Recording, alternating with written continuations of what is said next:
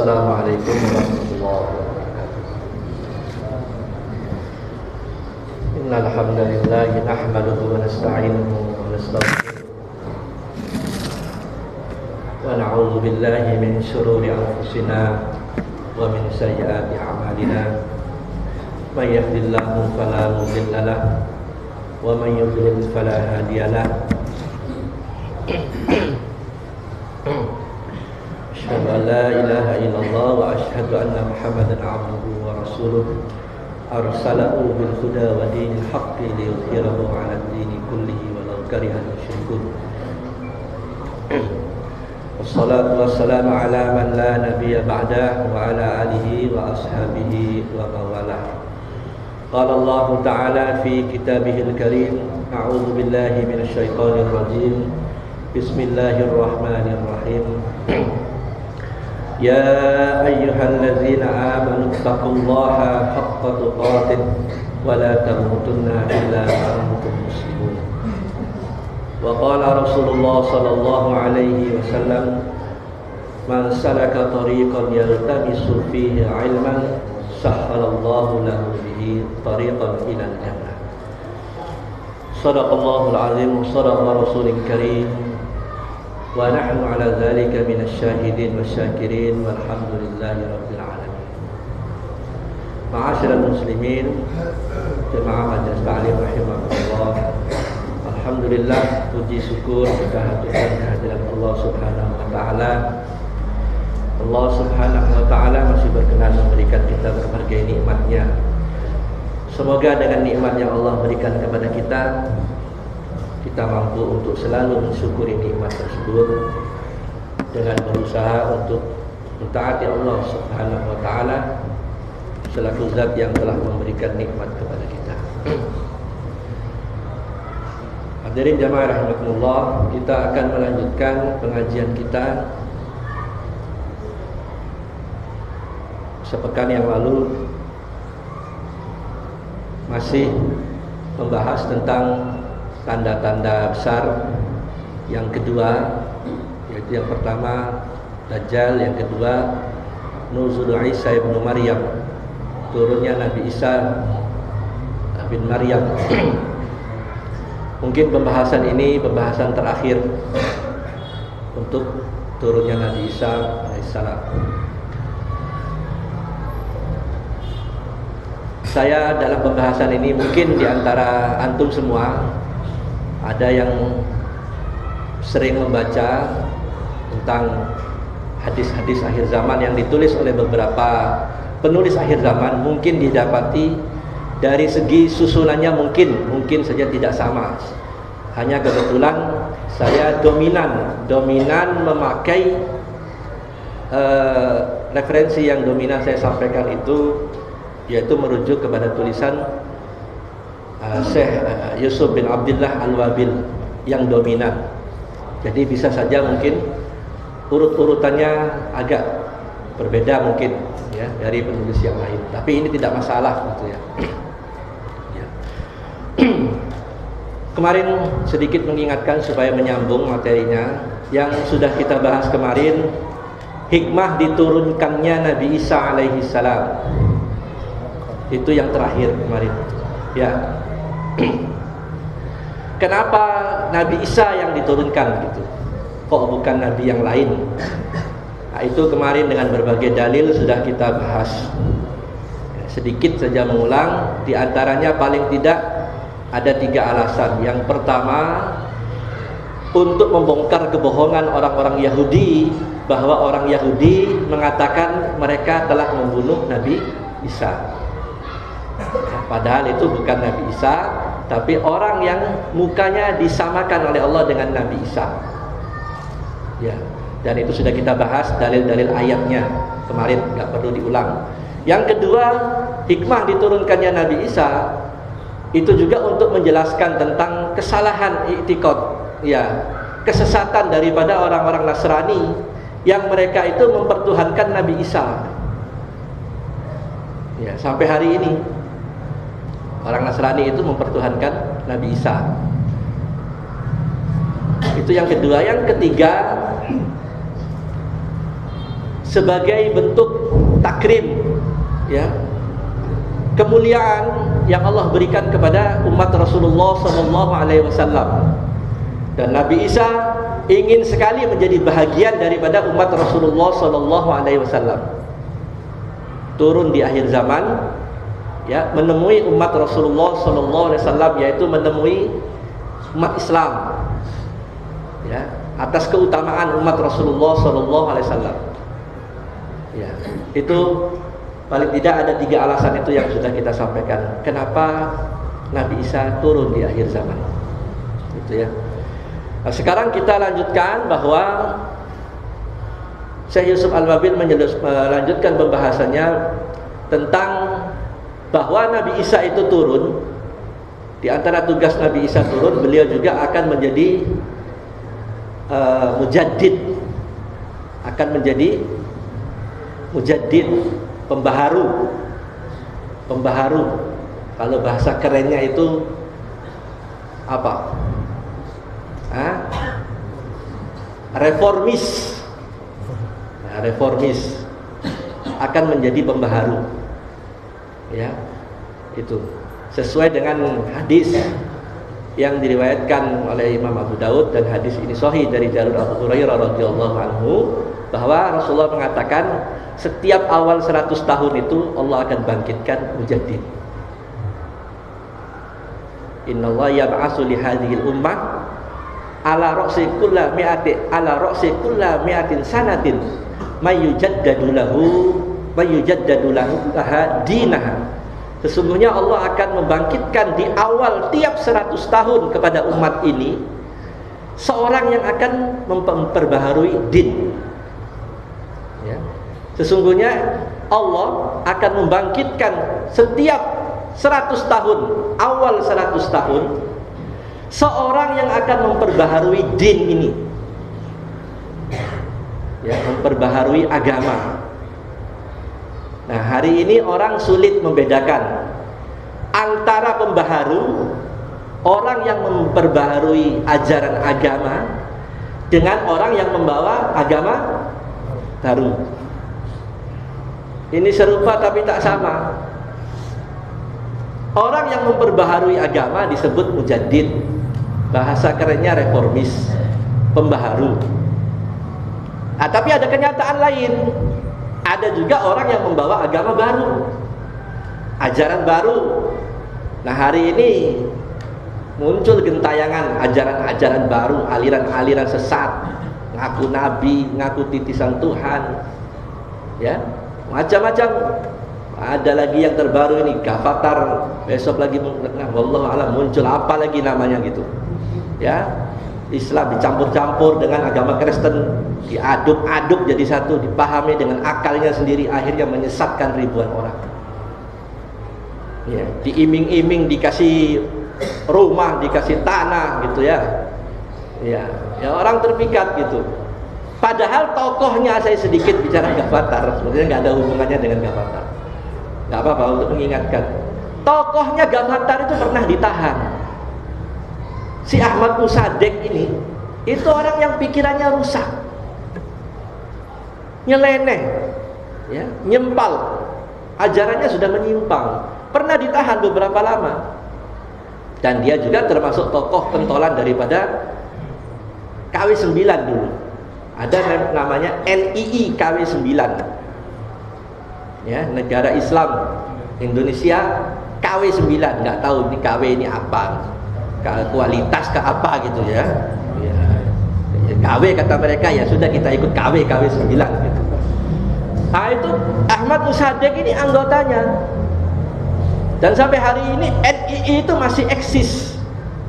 Saya tahu betul, termasuk NII juga. NII juga itu sudah difatwakan oleh ulama itu sesat. Itu sudah berapa tahun yang lalu. Tapi sampai hari ini dibiarkan. Ajib, aneh gitu, sesat. Saya mau katakan di sini NII ini pengikutnya banyak orang-orang Bima. Saya tahu betul gitu. Saya pernah bersama mereka di satu tempat dalam waktu yang lama, bertahun-tahun. Saya ngerti betul, paham betul tentang mereka. Indonesia ini katanya fase Mekah. Fase Mekah. Jadi sholat itu ya nggak harus sholat 5 waktu. Ya, nggak harus sholat 5 waktu. Mereka berdakwah, bergerilya, mencari pengikut, itu juga mereka katakan sholat. Saya tahu betul. Ya, bahkan di Jakarta dalam rangka mencari dana, itu orang-orang yang bawa celengan itu di mikrolet di bis-bis itu banyak orang mereka. Ya, kaki tangan mereka itu bawa celengan sumbangan di Jakarta itu banyak orang-orang mereka. Ya, NI KW9 yang sampai sekarang pondoknya berdiri megah namanya Az-Zaitun. Ini bukan kata saya, maaf, ulama sudah memfatwakan berapa tahun yang lalu sesat. Ya, Indonesia ini dianggapnya fase periode Mekah. Jadi sholat itu nggak harus sholat 5 waktu, cukup sholat 2 rakaat. Kalau sempat 2 rakaat, kalau enggak ya ini fase Mekah. Nah, kalau sholat 2 waktu aneh. Tapi kalau puasa tetap 1 bulan. Makanya nggak heran tokoh-tokoh NI saya kenal, maaf ini pakai celana pendek, yang laki-laki pakai celana pendek, gitu ya, rokok, istrinya tidak berjilbab, itu. Yang aneh istrinya nggak berjilbab, mereka cerita lagi. Jadi kalau mereka mau ngaji, itu istrinya naik bis kota, naik angkot, kendaraan umum pakai Levi's, celana panjang Levi's. Di dalam tasnya itu ada Quran terjemahan, sama ada mukena jilbab. Nanti sampai tempat pengajian baru pakai jilbab. Ini saya tahu betul ini, bukan ngarang-ngarang ini. Berarti jilbab itu untuk ngaji, anggota pengajian. Padahal syariat disuruh berjilbab itu ketika keluar rumah, tutup aurat. Ini diantara penyimpangan. Nah, hari ini muncul lagi gugatan. Kabarnya ada orang Bima. Saya nggak tahu apa sudah ada perwakilannya di Bima, nggak tahu, wallahu alam. Tapi paling tidak di Mataram katanya sudah ada. Ya, saya belum cek ini. Nauzubillah, hati-hati. Ya, ini semua karena piciknya pemahaman orang tentang Islam. Diiming-iming dengan sawah, diiming-iming dengan materi, orang terpikat. Apalagi di antara ajarannya boleh sholat, boleh nggak sholat. Enak kan? Ya, nauzubillah min dzalik. Itu ya. Nah, Nabi Isa ini turun nanti di akhir zaman sebagai reformis, mujaddid, orang yang akan memperbaharui agama. Ya, agama yang sudah rusak, ya, din yang sudah rusak, yang sudah jauh daripada tuntunan Nabi, itu nanti di akhir zaman akan diperkuat lagi, akan diperbaharui lagi. Tapi bukan membawa ajaran baru. Nah, orang kadang-kadang hari ini karena nggak tahu Islam yang benar, nah ini masalah, satu masalah. Karena nggak pernah belajar Islam. Karena nggak pernah belajar Islam, terus umpama itu nggak pernah belajar Islam, ini awam, polos 100%. Lihat orang berjenggot, pakai jubah, celananya di atas mata kaki, sudah mulai penilaian yang wali kan Islam apa lagi itu gitu.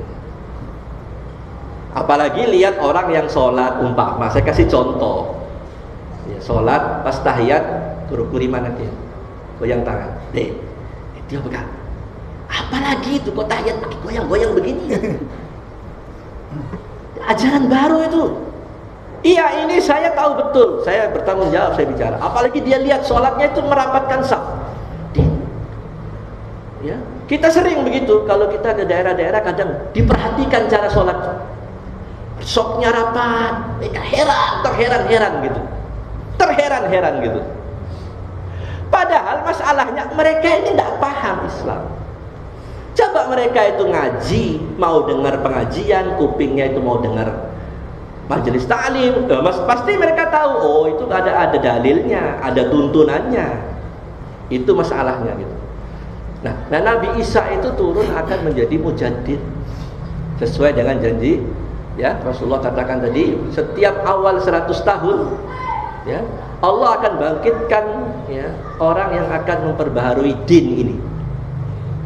Jadi kata Syekh Yusuf Al-Wahbil dalam tulisan beliau bahwa Nabi Isa itu turun di antara tugasnya akan memperbaharui din ya, sebagai mujaddid, sebagai reformis gitu ya.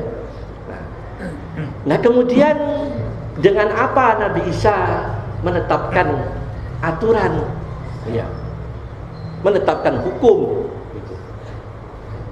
Karena ada pembahasan hadis yang kemarin kita bahas bahwa Nabi Isa itu dikatakan sebagai hakim yang adil, hakaman adlan wa imaman muqsiton, sebagai hakim yang adil, sebagai imam yang adil. Nah maka ada seorang sahabat bertanya kepada Abu Hurairah. Sahabat ini namanya Uqbah bin Nafi.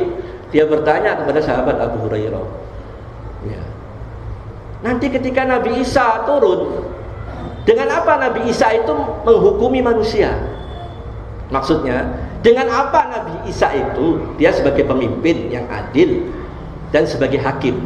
Nah pertanyaan Uqbah bin Nafi kepada Abu Hurairah ini, ketika Nabi Isa turun nanti, dengan apa Nabi Isa akan menghukumi manusia? Abu Hurairah seorang sahabat yang paling banyak meriwayatkan hadis, nomor 1. Jadi sahabat yang paling banyak meriwayatkan hadis itu Abu Hurairah ya, atau Abdurrahman bin Sahr ad-Dausi, namanya Abu Hurairah. Maka Abu Hurairah menjawab, nanti Nabi Isa itu akan berhukum dengan kitab Rabb kalian dan akan berhukum pula dengan sunnah Nabi kalian gitu. Ya, jadi Nabi Isa yang turun akhir zaman ini memperbaharui din. Dia akan menjadi hakim yang adil, menerapkan aturan yang diterapkan itu aturan Al-Quran dan sunnah Rasulullah Sallallahu Alaihi Wasallam. Ya, itu nanti ketika Nabi Isa Alaihissalam turun gitu ya. Nah, dalam pembahasan kitab ini juga ada Syekh Yusuf Al-Wahbil menjelaskan Imam Al-Qurtubi pernah menjumpai ya di zaman beliau orang-orang yang beranggapan tentang bahwa Nabi Isa alaihissalam nanti ketika dia turun ya, ketika dia turun dia akan menghapuskan taklif. Taklif itu apa? Beban syariat. Syariat itu akan dihapus ya. Dan dia akan menjadi Rasul setelah Nabi Muhammad. Ada orang pemahamannya seperti itu, kata Imam Al-Qurtubi ya. Dia menganggap turunnya Nabi Isa ini akan menjadi Rasul baru ya, dan akan membawa syariat baru dan menghapus syariatnya Nabi Muhammad SAW. Ada pendapat seperti itu, kata Imam Al-Qurtubi ya, di zaman itu ya. Maka pendapat ini dibantah ya. Pendapat ini dibantah dengan beberapa dalil ya. Di antara dalilnya yaitu firman Allah SWT dalam surat Al-Ahzab ayat 40 ya, maka Muhammadun aba ahadin min rijalikum walakin Rasulullah wa khataman nabiyyin ya. Ini dalil untuk membantah anggapan yang seperti itu ya, bahwa Nabi Muhammad itu kata Allah dalam surat Al-Ahzab ayat 40 itu bukanlah salah satu bapak-bapak di antara kalian gitu. Maka Muhammadun aba ahadin min rijalikum, Muhammad itu bukanlah bapak-bapak salah satu di antara kalian ya. Walakin Rasulullah, tetapi Nabi Muhammad itu Rasulullah, wa khataman nabiyyin, dan penutup seluruh nabi ya. Jadi Nabi Muhammad itu penutup seluruh nabi, tidak ada lagi nabi setelah Nabi Muhammad. Kalau ada, dijamin berdasarkan dalil-dalil Quran dan dalil-dalil hadis yang banyak. Kalau ada orang menganggap ada nabi lagi setelah Nabi Muhammad, dijamin sesat 100%. Itu yang perlu ditanya, aliran apa itu gitu. Sekarang kan kadang-kadang orang tanya, aliran awali kan? Aliran. Sebetulnya Islam itu tidak pakai aliran. Islam itu Quran dan Sunnah gitu. Mizan timbangan yang dipakai itu Quran dan Sunnah. Siapapun orangnya Ya toh, jika bersesuaian ini, bersesuaian cocok dengan Al-Quran dan Sunnah, layak untuk kita ambil. Sebaliknya siapapun orangnya, mengaku alim, bahasa Arabnya seperti air, tapi tidak bersesuaian dengan Quran dan Sunnah, buang, tolak. Ya, karena ini pesan Nabi SAW sebelum dia wafat. Dia ingatkan umatnya, taraktukum ala mahajjatul bayda lailuha kanahariha la yanzilu anha illa halik. Aku tinggalkan kepadamu jalan yang putih. Maksudnya jalan putih, jalan yang benar, syariat yang benar. Ya, saking benarnya, saking jelasnya, malamnya itu ibarat siang harinya. Ya. Jadi petunjuk yang dibawa oleh Nabi itu jelas sekali, jelas benarnya gitu. Saking jelas kebenarannya, lailuha kanahariha. Ya. Malamnya ibarat siang harinya. Ya, saking jelasnya syariat yang dibawa oleh Nabi itu. Kemudian Nabi melanjutkan, la yanzilu anha illa halik. Tidak ada orang yang meninggalkan syariat ini, perhatikan baik-baik, tidak ada orang atau siapapun orangnya yang menyelisihi syariat ini illa halik, kecuali dia pasti binasa. Ini jaminan dari Nabi. Setelah Nabi menjelaskan syariat yang dibawa itu, aturan itu begitu jelasnya. Siapa orangnya yang menyelisihi syariat yang dibawa ini, illa halik, pasti dia binasa, pasti dia celaka. Ya, kalau dia nggak celaka di dunia ini, celaka di akhirat. Gitu. Nah, jadi Nabi Isa itu ya akan menghukumi manusia dengan Quran dan Sunnah. Ya. Dan Nabi Isa, kata Imam Al-Qurtubi, menjelaskan kebatilan pemikiran mereka ketika itu dengan dalil yang tadi itu, dia ya tidak membawa ajaran baru. Ya. Dia tidak membawa ajaran baru dan dia memposisikan sebagai umat Rasulullah SAW. Ya. Syariat yang dibawa yaitu syariat Rasulullah SAW. Dan dijelaskan tidak ada lagi nabi lain. Ya, walaupun Nabi Isa turun lagi ketika itu, orang tahu itu Nabi Isa, ya, tidak ada lagi nabi lain selain Nabi Muhammad SAW. Ya, jadi dia tidak membawa syariat baru dan dia akan menjadi pengikut umat Rasulullah SAW.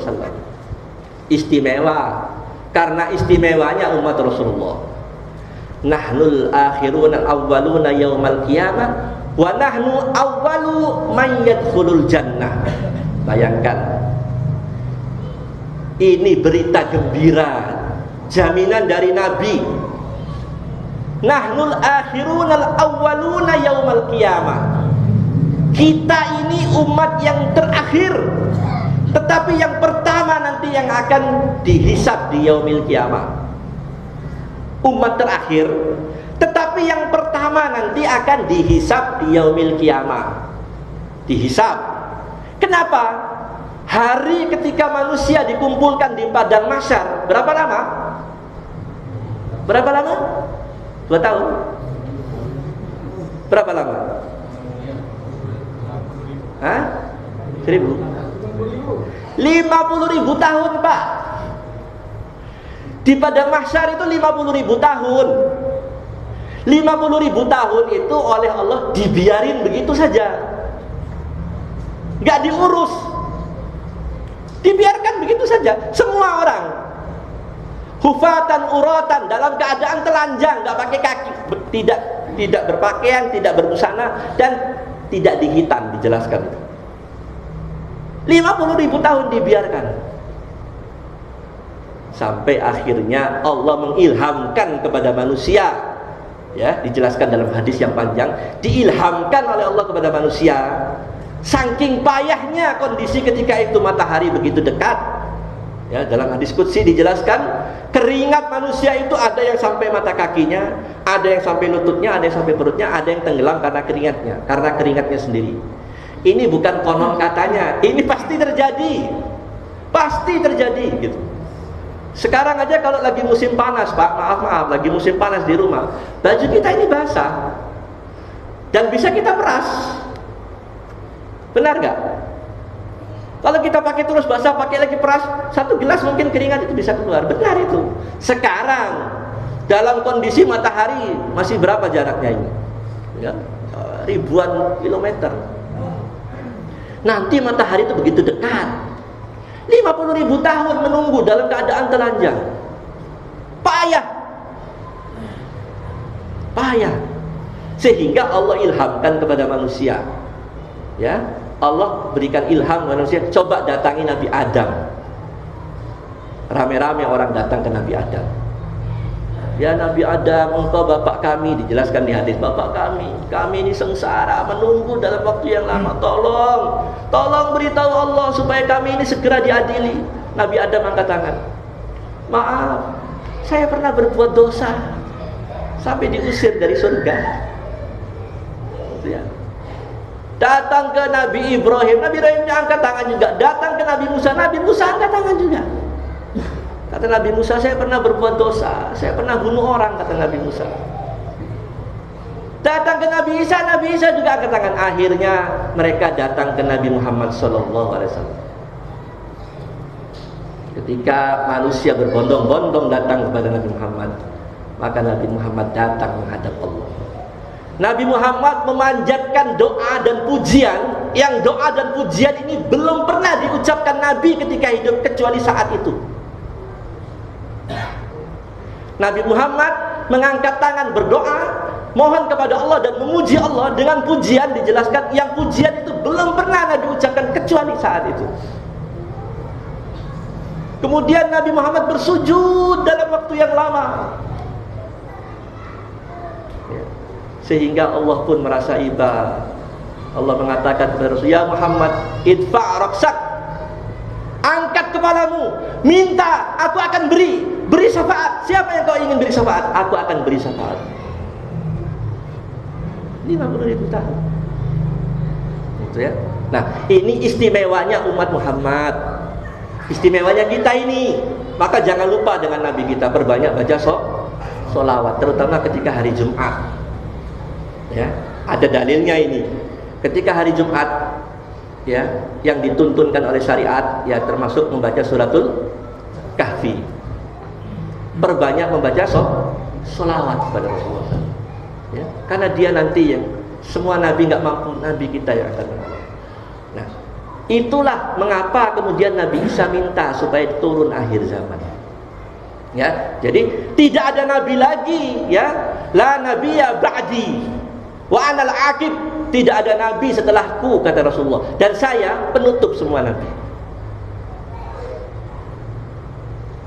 Dan kemudian pemahaman orang, kata Imam Al-Qurtubi, menganggap risalah syariat yang dibawa Nabi Muhammad ini sudah dihapus, diganti dengan syariat baru. Itu juga dibantah bahwa Nabi Isa tidak membawa syariat baru, ya. Nabi Isa akan menjalankan, memperbarui syariat Rasulullah Sallallahu Alaihi Wasallam. Ada satu riwayat yang diriwayatkan oleh sahabat Jabir bin Abdullah. Sahabat Jabir bin Abdullah, dia bercerita pada satu hari Sayyidina Umar radhiyallahu anhu datang dengan membawa lembaran dari kulit binatang, yang ternyata lembaran itu adalah kitab Taurat. Ya. Dia datang kepada Rasulullah SAW membawa lembaran kitab Taurat. Kata Umar bin Khattab, ya Rasulullah, ini kitab Taurat, coba bacakan Rasulullah. Dikira oleh Umar Nabi itu akan senang. Ternyata merah mukanya Nabi. Merah muka Nabi. Apa kata Nabi? Lau kana Musa hayyan ma wasahu illa tibai. Hai Umar, kalau Musa sekarang ini hidup, tidak ada keleluasaan bagi Musa kecuali Musa itu harus ikut aku. Ya. Marah Nabi. Ya. Hai Umar, kalau Musa, Nabi Musa alaihissalam sekarang ini hidup, tidak ada keleluasaan, maksudnya tidak ada hak Nabi Musa itu kecuali untuk mengatur atau menegakkan syariat, kecuali Nabi Musa itu harus ikut aku. Apa yang dibawa oleh Umar bin Khattab? Kitab Taurat. Kitab Taurat karangan siapa? Karangan siapa? Kitabnya Allah yang diturunkan kepada Nabi Musa. Ketika disodorkan suruh baca, Nabi marah. Ya. Karena apa? Syariat yang dibawa Nabi ini paling lengkap, melengkapi seluruh syariat. Ya. Kitab yang diturunkan Allah kepada Rasulullah Quran ini, kitab yang paling lengkap dari seluruh kitab. Seluruh aturan ada dalam Al-Quran itu. Maka dikatakan Al-Quran itu hudan linnas, petunjuk bagi manusia. Hudan lil muttaqin, petunjuk bagi orang takwa. Maka Rasulullah marah. Loh, dibawain kitab Allah, Taurat, malah Nabi menjawab seperti itu. Kalau Musa hidup, Musa mesti ikut saya. Karena apa? Nabi diberi mukjizat Quran yang super lengkap, semua masalah dibahas. Sebagai apa? Pedoman hidup. Terus bagaimana pertanyaannya hari ini? Pertanyaan besar hari ini yang mestinya dijawab oleh orang yang masih sehat, akalnya masih sehat. Bagaimana hari ini kitab Allah ini, ya toh, sudahkah menjadi syariat? Gitu. Ya. Sudahkah kitab Allah ini menjadi aturan untuk mengatur manusia? Bukankah hari ini kitab Allah ini dikalahkan oleh kitab-kitab lain yang ditulis oleh manusia? Ini benar saya katakan, saya bertanggung jawab. Benar apa enggak bahwa Quran ini kan sepotong-sepotong saja syariat yang tegak gitu. Sementara aturan-aturan yang lain kita tidak merujuk kepada Al-Quran. Bagaimana kalau Nabi ini hidup hari ini? Taurat saja kitab Allah, Nabi marah begitu. Bagaimana kalau Quran hari ini dikalahkan dengan aturan lain? Coba bayangkan. Menyamakan saja Al-Quran, menyamakan Al-Quran dengan selain Al-Quran, ini sudah disebut syirik. Kalau nggak percaya, tanya sama syekh-syekh yang dari Mekah sana, nggak usah tanya kita. Menyamakan Al-Quran dengan kitab yang lain itu bisa syirik. Apalagi Quran ini direndahkan, aturan yang lain diangkat. Gitu ya. Taurat Nabi begitu marah. Ya. Kenapa? Quran ini hudan linnas, petunjuk bagi manusia, lengkap mengatur seluruh kehidupan manusia. Quran dilengkapi dengan as-sunnah, dilengkapi dengan hadis. Sehingga di dalam Quran dan hadis itu untuk mengatur kehidupan itu sudah cukup. Di dalam Quran dan hadis itu untuk mengatur kehidupannya manusia sudah cukup. La kafahu, sudah cukup. Cukup bagi orang yang mau merenungkan dan memikirkan itu. Dan itulah syariat Allah. Ya, maka ada ayat yang berbunyi dalam surat Al-Jasiyah ayat 18-19 itu. Ya. Summa ja'alnaka ala syari'atin minal amri fattabi'ha wa la tattabi' ahwa'al ladzina la ya'lamun innahum la yughnu 'anka minallahi syai'a wa inna ba'duhum li ba'din adu. Ya. Sesungguhnya ya, aku telah jadikan ya, inna ja'alnaka ala syari'atin minal amri. Hai Muhammad, aku telah jadikan dalam kehidupanmu itu satu syariat. Ya, periksa surat Jasiyah ayat 18-19. Ya.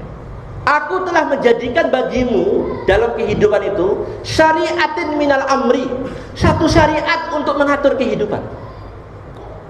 Setelah Allah menjelaskan itu, apa perintahnya? Fattabi'ha, bukan wa, tetapi fattabi'ha. Apa bedanya wa dengan fa? Ustaz Mujahid, apa wa fa itu? Menunjukkan apa? Perintah Ustaz Mujahid ya. Nah, orang yang ngerti bahasa Arab itu dia tahu betul wa dan fa itu bedanya apa. Kalau fa itu fi'il amr, perintah. Ya. Setelah Allah menjelaskan bahwa aku jadikan dalam kehidupanmu itu satu syariat yang satu. Lanjutan ayat itu fattabi'ha, bukan wattabi'ha. Fattabi'ha, ikuti perintah itu, wajib ini. Kemudian larangannya apa? Yang dilarang wala tattabi' ahwa'al ladzina la ya'lamun. Jangan kamu ikuti syariat, aturan orang-orang yang enggak tahu apa-apa, kata Allah. Manusia kok. Manusia ngatur manusia. Ya banyak kelirunya, walaupun ada juga benarnya. Bukankah manusia ini tempatnya salah dan dosa? Ya kan? Yang enggak salah, yang enggak keliru ya Al-Quran dan sunnah Nabi. Kalau Nabi keliru, langsung ditegur oleh Allah, langsung diluruskan. Selain itu, kitab apapun namanya, aturan apapun namanya, punya potensi besar untuk salah dan untuk keliru. Walaupun saya katakan tidak semua salah dan tidak juga semua keliru. Kitab apapun ya, punya potensi besar untuk salah dan keliru. Walaupun tidak semua salah dan tidak semua keliru. Yang pasti benar Quran dan Sunnah. Fattabi'ha, ini kata Allah. Kalau orang nggak suka ini, astagfirullah. Kalau orang dengar ayat ini dia nggak suka, astagfirullah. Banyak-banyak istighfar. Perbanyak istighfar. Berarti dia menentang Allah. Ya. Kalau nggak percaya pulang ke rumah, buka tafsirnya, lihat apa perintah Allah dalam Al-Jasiyah surat ke-45 ayat 18-19. Ya. Perintah Allah itu ikuti syariat yang satu itu gitu. Dan dilarang jangan kamu ikuti aturan atau tata cara syariat selain itu gitu. Gitu ya. Lah apa enggak boleh kita mengikuti aturan yang dibilang? Boleh, bukan berarti semua aturan kita tolak. Oh, enggak. Kalau ada aturan dibikin manusia, selama aturan itu tidak menabrak aturan Allah, tidak menabrak aturan Nabi, boleh. Polantas bikin aturan pakai helm. Ada enggak yang menyimpang dari Quran dan Sunnah? Enggak ada. Baik enggak? Baik, pakai helm. Contohnya aturan-aturan yang lain yang dibikin untuk memudahkan manusia dalam hal muamalah, selama tidak ada unsur yang dilarang oleh syariat, boleh enggak? Boleh gitu. Tapi ketika ada aturan yang menyelisih Al-Quran dan Sunnah, kita tinggalkan Quran dan Sunnah, kita ikuti aturan itu, sesat kita. Ini yang dimaksud la yanzihu anha illa halik. Tidak ada orang yang menyelisihi, pasti dia binasa. Jadi jelas ya, syariat yang satu itu syariat Allah, syariat Islam itu wajib itu. Ya. Atas semua aturan kita buang, tidak juga. Silakan kalau ada aturan-aturan di luar itu yang diatur manusia, selama aturan itu tidak menyelisihi dua ini, ambil, nggak ada masalah. Tapi ketika ada aturan yang dibuat manusia menyelisihi dua ini, buang. Ya, buang. Karena apa? Itu akan menyesatkan kita. Sudah jelas-jelas menyelisih Quran, kita ambil, sesat kita. Saya mau kasih tahu, ada nggak bapak-bapak yang hafal 7 keajaiban dunia? Ada yang hafal? Kalau saya salah atau saya lupa ingatkan ya. Yang satu Menara Eiffel, kedua Pisa di Italia, Eiffel di Prancis, Pisa Italia, Borobudur, Ka'bah, Niagara, tembok Cina, satu lagi Taj Mahal. Ini 7 keajaiban dunia, luar biasa. Tapi hari ini sudah ditambah 1, jadi 8. Tahu yang satu ini? Yang satu ini orang Islam, lahirnya kupingnya diazani, diakekohi, KTP-nya Islam, tinggal di lingkungan Islam, tinggal di negeri mayoritas Islam, namanya pun nama Islam, Burhanuddin, Kamaluddin, Badruddin, Din, tapi nggak suka syariat Islam. Ini keajaiban yang nomor 8. Keajaiban dunia nomor 8. Perlu dicatat di buku Muri. Siapa yang beritahu saya? Orang Islam diazankan ketika lahir, KTP-nya Islam, ngaku Islam, haji, nggak suka syariat Islam. Ini keajaiban dunia nomor 8. Daftarkan baru di Museum Muri. Ajib. Mestinya orang Islam itu rindu kepada syariat Islam, sebab kalau syariat Islam itu tegak, orang ini aman, negeri ini makmur. Buktinya Malaysia di negeri Kelantan. Di negeri Kelantan itu syariat Islam itu tegak. Orang Cina, orang India yang tinggal di sana senang. Istri-istri mereka, terutama wanita-wanita ini senang. Karena apa? Suaminya tidak ada yang berani zina. Kalau zina ketahuan, ditegakkan hukum Islam. Di sana cari pencuri sulit, bukan tidak ada. Cari orang berzina sulit. Kalau mau berzina keluar dari Kelantan. Sehingga orang kafir merasakan dampak positifnya. Ini di Kelantan, tegak syariat Islam. Orang kafir acungi jempol. Kenapa kita ini kok nggak suka syariat Islam? Bahkan syariat Islam dituduh yang lain-lain. Nauzubillah min dzalik. Hati-hati.